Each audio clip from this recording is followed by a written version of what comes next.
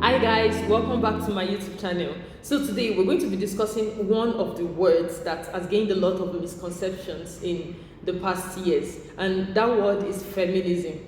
I am a feminist, but most of us don't even know why this thought exists in the first place. We're just saying it because we feel like, yeah, I'm an alpha female. But when some people hear the word feminism or feminist, they feel like, nah, she hates men. But there is more to this word feminism and why this thought even occurred in the first place.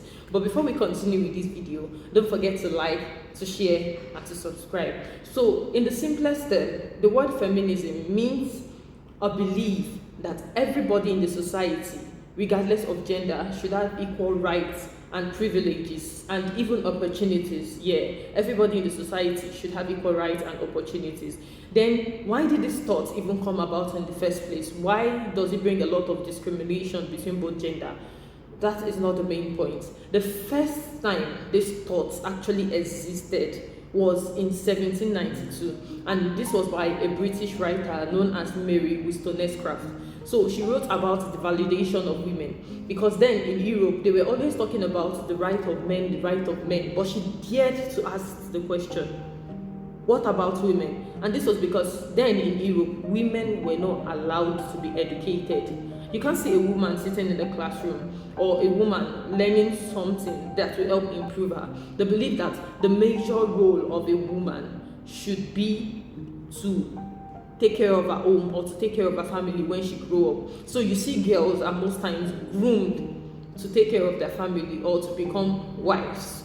This was the major role of a woman then. So she wrote about the validation of a woman, and the thought was revolutionary because why can't women be educated? This was one of the things she was fighting for. But as at then, the word or the thought was not even given a name. It was just a thought. So fast forward to 1830, another person, which this time around was a man, Charles Fourier, gave the word feministe as a way to expand the right of a woman. So he said feministe is the expansion of the right of a woman. That is, women can do more than we see them doing. They are not just meant to be wives, they can do more. So this was where everything began, or this was where the thought started from. So this revolutionary thought began to grow into waves, and these different waves were like the different things women were fighting for in different centuries. So now they divided it majorly into three waves: the first, the second, and the third wave of feminism. So we talk about the first wave of feminism was majorly in Britain and the United States of America. Women stormed the streets and protested. They were in courtrooms, they were in parliament, and what were they fighting for? It was very simple. They were fighting for the right to vote. Then women were not allowed to vote. This is something worth fighting for. This is one of the things that sparked the movement of feminism. So they were not allowed to vote. These women, they actually did a lot. Some of them were imprisoned, some of them were chained to the railings, and some of them went on compulsory hunger strike. And in 1920, they won the ballot. So they gave up everything for the ballot because they were going all out. They were like, why can't we vote? That means if we're not voting, we have no voice in governance. We have no voice in everything that happens to us. The men are there deciding, and the structure does not in any way include the voice of a woman. So for me, it's something worth fighting for. This was one of the reasons why the movement of feminism started growing more in the first wave. Second wave of feminism, things became different. Voting was the least of their problem. They already achieved that one in 1920. And the second wave was from the period of 1930 to 1980. Women had better things to fight for. Now they were educated. Now they could vote, but they were fighting for another thing. They had no equal pay in their workplaces. For instance, you have a situation where the other gender is a project manager, and you also have a female as a project manager. The same job description, they are doing the same thing, working effortlessly. They are both working effortlessly, but at the end of the day, the woman gets a lower pay and the man gets a higher pay just because he is a man, and they believe that he is supposed to get a higher pay in the society. So this was one of the major things that women fought against in the 1930s to the 1980s. Why can't we get equal pay? And another part of the second wave was about sexual violence and women that faced injustices in their marriages.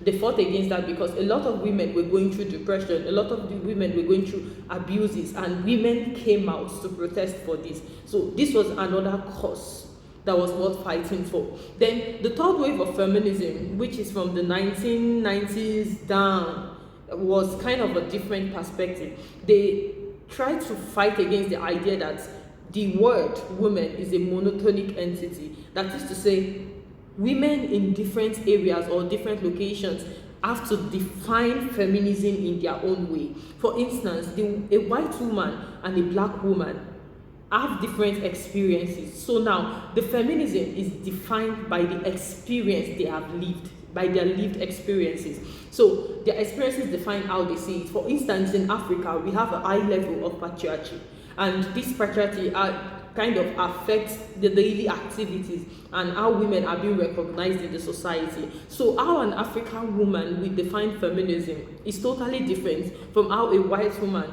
would define feminism. For a white woman, it might just be fighting for the right to vote, but for a black woman, it's a lot more, because the society already limits her to a particular role or to a particular ideology. And there are also different experiences between a complete woman, that is the one that is physically healthy, and a woman that has disabilities. These two women tend to describe feminism in different ways. For the woman that has disability, she defined feminism as a way of being able to do things in the society despite a disability. But for a woman without disability, she has other things that makes her feel limited, and she defines that as a feminism. I guess that's where most of the misconceptions we have in our society is coming from today. So at the end of the day, you realize that the different wave of feminism, or the emergence of the thought of feminism, was not from a place of hatred for the other gender.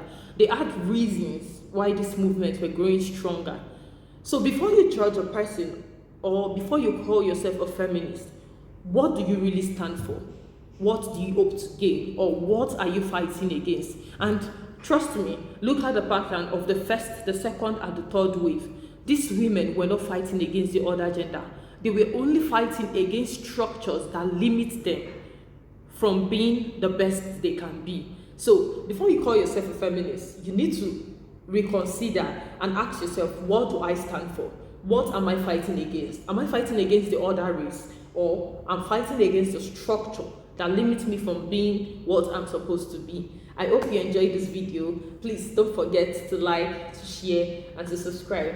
Thank you.